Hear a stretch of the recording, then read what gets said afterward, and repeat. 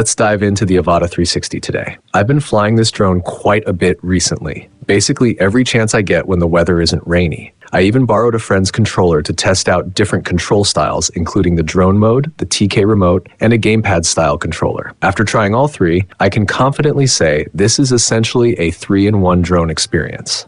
A quick shout out to my tech partner from China for sharing this video. A big thank you for making this possible. Hey everyone, it's Maiky from Maiky. If you love staying updated with the latest gadgets, make sure to subscribe and hit the notification bell so you never miss out on our exciting tech content. To keep it simple, this drone is a great choice for anyone who already owns DJI drones like the Avata 360, the Neo series, or any model that comes with a screen-equipped controller. If you're using an older drone though, there's a good chance your remote won't be compatible, which means you'd have to buy the version that includes a screen controller.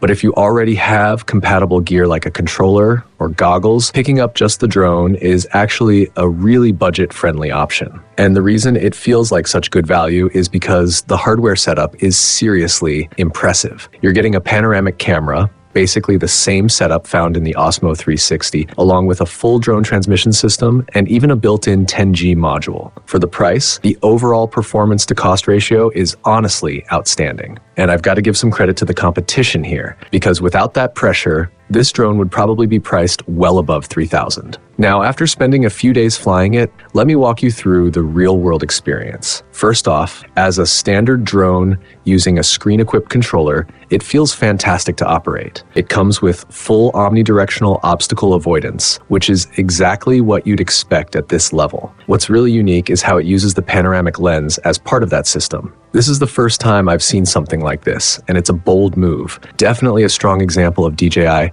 pushing innovation forward. On top of that, you've got forward obstacle avoidance supported by radar and fisheye sensors. Interestingly, there's no dedicated rear obstacle avoidance system. Instead, it relies entirely on the panoramic camera for that coverage. If you switch to single lens mode, then you only get front obstacle avoidance, which is something worth keeping in mind. That said, most people will probably stick to panoramic mode anyway. When you first look at the panoramic footage, you might notice a slight stitching effect, but it doesn't really impact the final result. And realistically, you're not going to use raw DVR footage straight out of the drone. You'll want to do some post-processing. Once that's done, the final output looks excellent.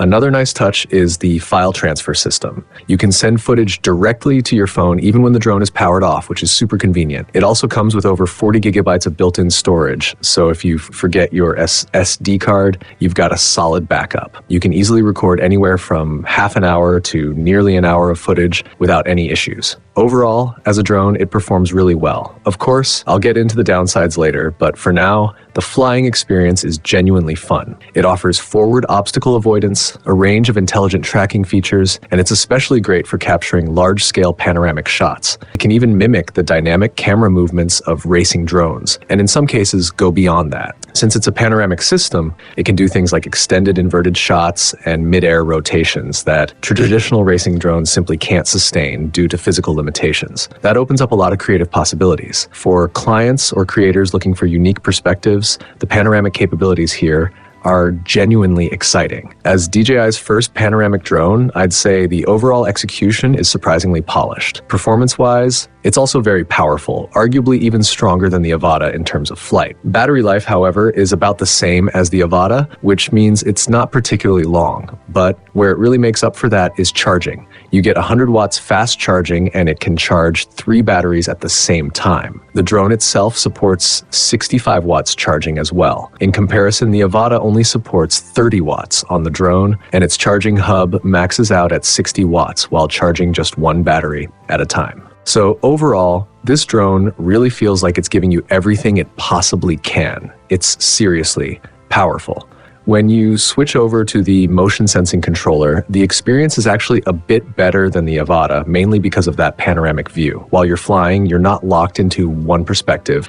You can look one way, then instantly shift your view somewhere else, which feels super immersive. And when you pair it with the goggles and enable motion control, it becomes even more enjoyable. I do hope that DJI eventually introduces something like a dual goggles, dual control mode, because that could unlock even more creative possibilities. After that, I went back to using the standard remote controller for some flights, and honestly, that was the least comfortable way to fly it. If you already own something like the Avata 360, I don't really see many people buying this separately right now, especially since there's no M.2 support yet. Hopefully DJI releases that soon, because once they do, this setup will still have a lot of value. Basically, if you're already in the Avata ecosystem, you'll probably stick with motion control flying. But if you've flown traditional camera drones before, this thing feels incredible. It's just so fun to fly, and the image transmission is insanely strong.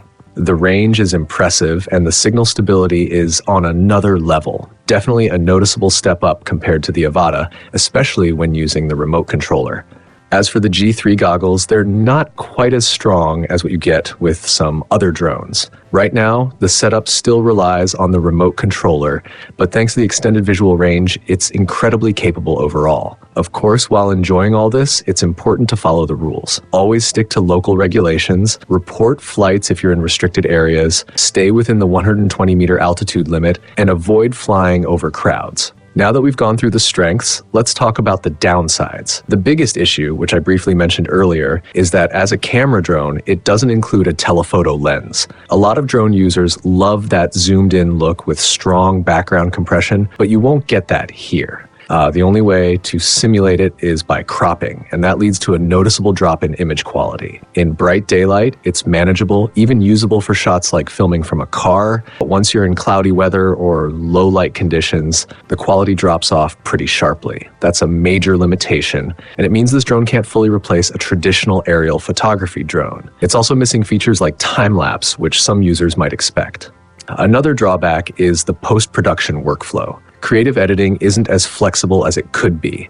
The available templates on both mobile and desktop are limited, and there's definitely a learning curve involved. Compared to other panoramic devices, whether drones or cameras, editing footage from this one feels more complicated.